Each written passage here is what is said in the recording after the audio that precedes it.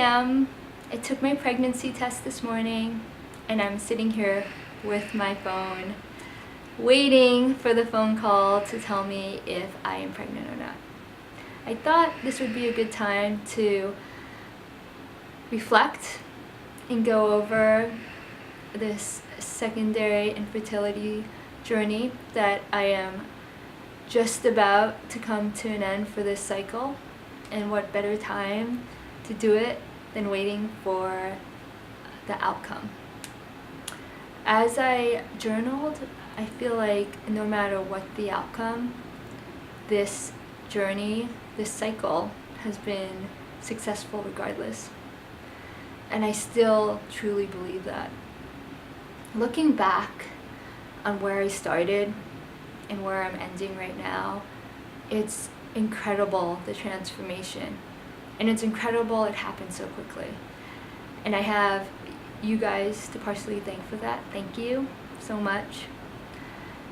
I didn't realize how much I had hidden inside of me, all the emotions of those years and years of struggle from the past. I never released it, not even to myself. And this cycle forced me to face everything and release it, not only to myself, but to you, to the public.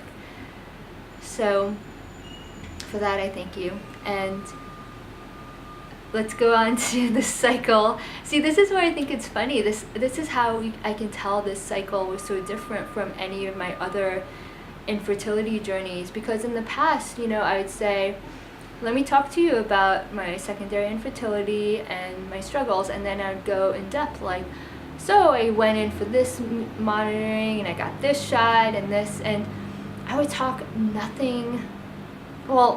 almost nothing about, it's not focused on emotions or my growth, it's more about the results, and in the past, I would be waiting for this phone call right now thinking it's all or nothing, if they say I'm pregnant, I'll be over the moon, like it was successful, and if they say I wasn't, I would just deflate. I'd be completely devastated, and I'd have to pick myself up and start all over from scratch. I do not feel that way this time around, which is so liberating. Of course, I want a positive phone call. I mean, I'm only human. I will be over the moon if it is positive, but if it is not positive, I will say I'm prepared for that too, and I'll be okay with that. And I know I'll be more than okay. I know I'll be happy regardless of the future, regardless if a second child is in my future or not, which feels so empowering to say that, for the search of control, I was looking for so much control, especially with the fertility, that now I do finally feel like I have control. I have control of my own happiness regardless of the outcome, which I don't have as much control over. And in reality, I don't have control over, A lot of things we don't have control over, but we want control of them. And then it leads to unhappiness. So the start of this, remember the start of my cycle, I went in for my consult and my heart sunk. I felt the trauma from before. All the feelings I had hidden before came rushing back.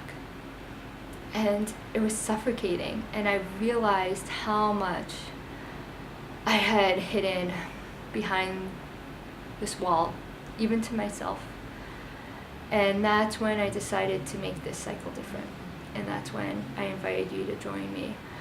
So by doing that, it forced me to really look at things from a different eye, but more so it allowed me to really feel things and think about things and release them by journaling every day and thinking about my feelings and thinking about me in a way, what I need to be, what makes me fulfilled, why do I want this second child so badly, why, so many whys. And then it all came back to, a lot of the answers were, I don't need it.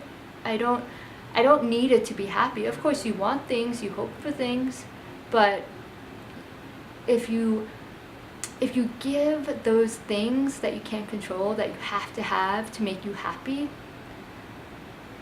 then it's going to be an never-ending cycle of unhappiness. Because what's going to happen once I have this second child? I'm going to be happy. I'm going to pick something else I have to be happy.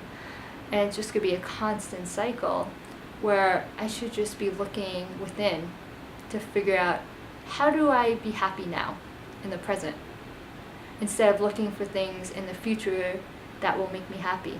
We don't know what's going to happen in the future. I could be gone tomorrow. We all could be. But we should focus on now in the present. And that's something that I'm really trying to focus on after this cycle.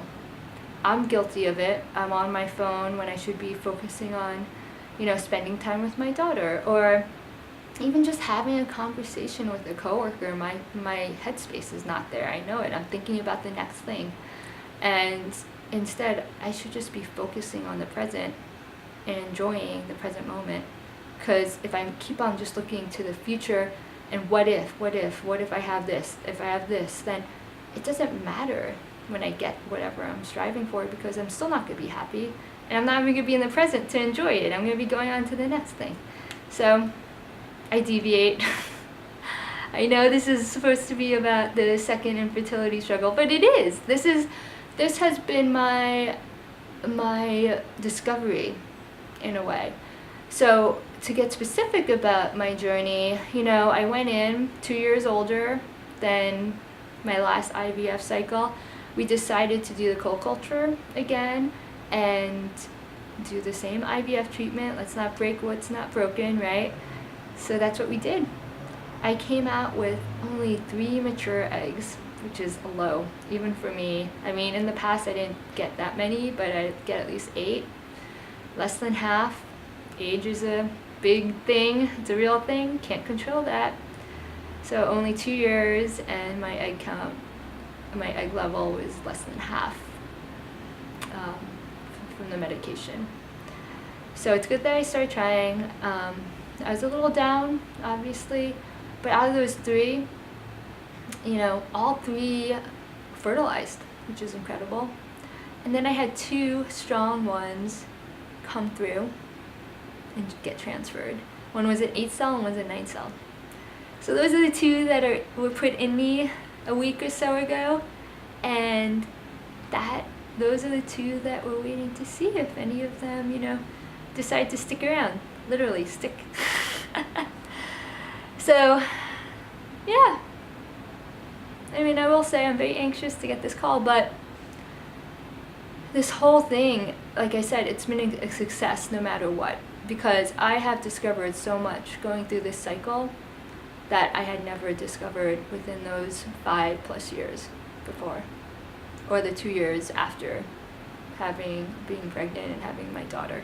It's only now that I feel like I'm finally waking up, and it's liberating, and it's great. And I want to share it with you guys because I see so much suffering. Like, I go to the morning monitoring just this morning for my blood test, and you see the women there and the significant others, and the feeling is palpable, and there's so much shame and defeat and feeling of failure associated with these struggles that it doesn't need to be there, especially the shame. You should never feel shame for going through this. It's out of your control. So with that, I want to help empower you and give you strength instead. So we'll see how this cycle ends, but regardless, I am here.